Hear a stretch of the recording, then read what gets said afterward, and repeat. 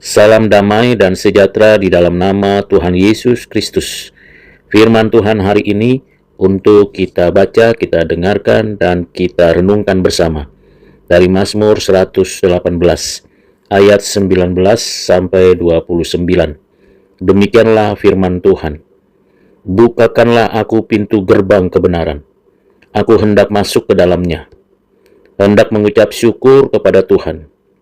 Inilah pintu gerbang Tuhan. Orang-orang benar akan masuk ke dalamnya. Aku bersyukur kepadamu sebab engkau telah menjawab aku dan telah menjadi keselamatanku. Batu yang dibuang oleh tukang-tukang bangunan telah menjadi batu penjuru. Hal itu terjadi dari pihak Tuhan. Suatu perbuatan ajaib di mata kita.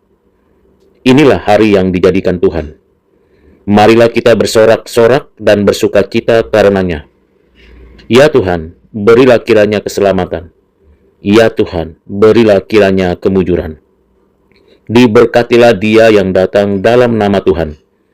Kami memberkati kamu dari dalam rumah Tuhan. Tuhanlah Allah, dia menerangi kita.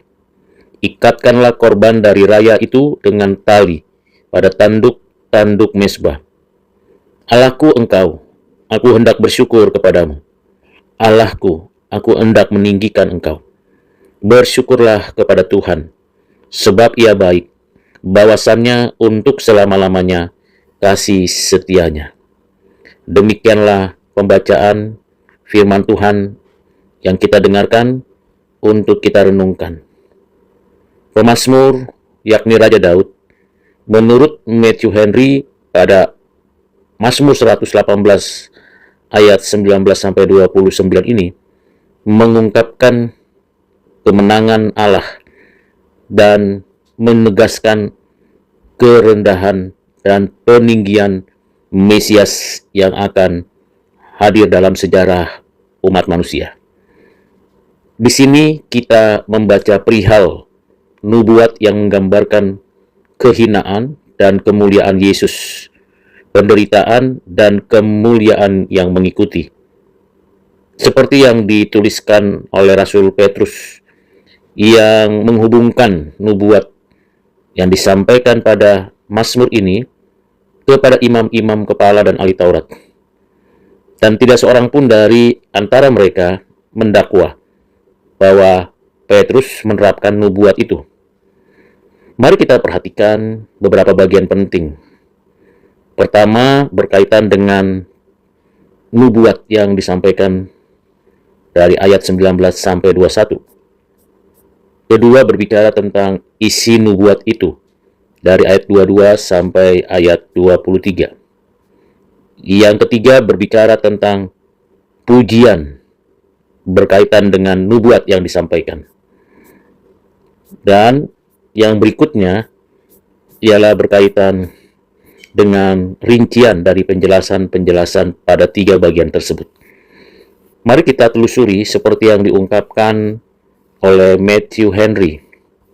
Pada bagian pertama, Matthew Henry memberikan penegasan mengenai asal awal dari nubuat yang menegaskan tentang kemahakudusan Allah, di mana Tuhan Allah menyatakan kehadirannya, menyatakan kebenaran, pengorbanan, rasa syukur bagi orang-orang yang percaya. Juga berkaitan dengan nubuat yang digenapkan Tuhan karena pintu gerbang bagi orang-orang benar telah dibukakan. Dan Tuhan menyatakan jalannya di dalam Kristus dan pintunya ke domba-domba itu, yaitu kita mendapatkan kebenaran karena Tuhan membukakan itu bagi kita. Dalam nubuat itu juga di awal dijelaskan bagaimana Tuhan berjanji dan kita umatnya mengucap syukur atas segala kebaikan Tuhan. Bersyukur karena kita menyaksikan Kristus dari kejauhan, baik Daud yang menantikan kehadiran Kristus dan kita yang sudah menerima berita kehadiran Kristus sudah digenapi. Pada bagian yang kedua, mengenai isi nubuat itu sendiri, di sini pemazmur, yaitu Raja Daud, menyampaikan kehinaan yang akan dialami Mesias.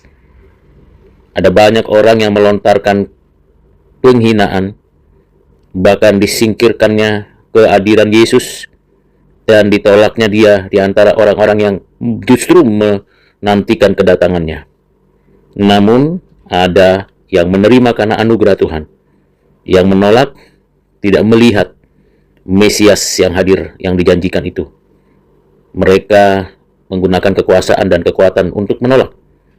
Tetapi bagi mereka yang menerima, menyaksikan kehinaan Kristus sebagai presentasi dari kehadiran kepedulian Tuhan atas umatnya yang sudah menantikan keselamatan dari Allah. Selain kehinaan, isi dari nubuat itu juga berbicara tentang pemuliaan Kristus, yang menggambarkan bahwa Kristus adalah batu penjuru. Batu penjuru yang tertinggi, terhormat, dan berguna bagi orang-orang percaya. Batu penjuru sebagai dasar bangunan. Kristuslah batu penjuru satu-satunya, pemimpin dan penyempurna iman, dan melaluinya setiap orang meninggikan dia, karena dia telah merendahkan dirinya untuk menebus umatnya, bahkan wafat di atas kayu salib. Bagian ketiga membicarakan isi nubuatan itu mengenai Allah yang turut bekerja dalam segala sesuatu untuk mendatangkan kebaikan. Bapa mengutus anaknya dan memeteraikan anaknya dengan perbuatan yang ajaib di dalam segala nasihatnya sebagai penasihat ajaib. Kristus menebus umatnya, mengerjakan karya penebusan dengan kekaguman dan keajaiban, pengampunan dan belas kasihan. Itulah isi dari nubuat yang dinyatakan oleh Raja Daud. Pada bagian yang ketiga merupakan sebuah respon atas nubuat kehadiran Mesias, yakni sukacita dan pujian. Di sini pemazmur mengajak kita untuk merayakan dengan penuh kehormatan, dengan sukacita surgawi atas keselamatan yang dianugerahkan bagi orang pilihannya. Merayakan berarti di sini ada pengajaran yang memang fokus untuk menyatakan ketuhanan Yesus dalam segala hal, mengkhususkan keagungan Kristus saja di antara apapun yang ada, dan mendorong kita melaksanakan tugas-tugas yang mulia pada hari Sabat ataupun hari-hari bekerja, karena melalui pelaksanaan tugas-tugas tanggung jawab, setiap orang percaya bersorak-sorai dan bersukacita, seraya mengingat Kristus sebagai batu penjuru bagi umatnya. Respon berikutnya ialah berkaitan dengan perjumpaan dengan Sang Mesias secara pribadi dan melayaninya dengan seruan Hosana.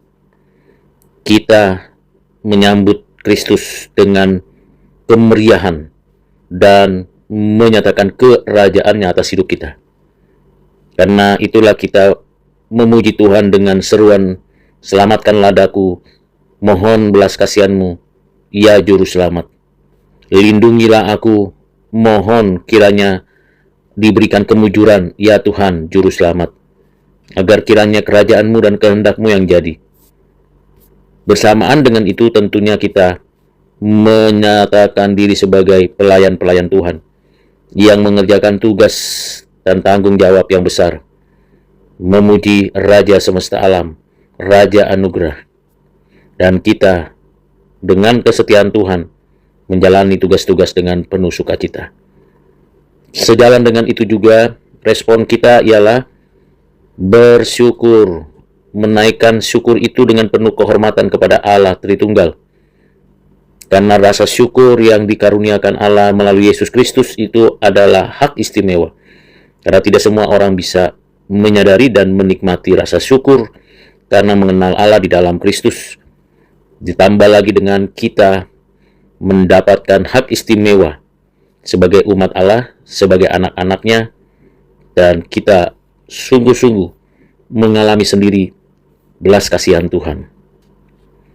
Selain itu, juga kita sebagai orang Kristen merespon nubuat dengan penyataan syukur atas kasih karunia-Nya, berseru dan memanggil orang lain lagi untuk bersama-sama memuji Tuhan.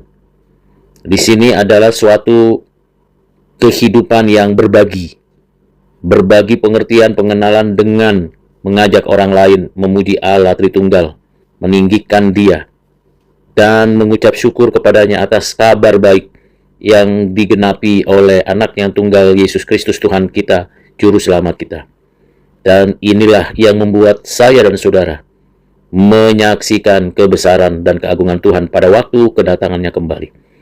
Kiranya damai sejahtera di surga melalui Kristus memenuhi hati dan pikiran kita untuk selama-lamanya.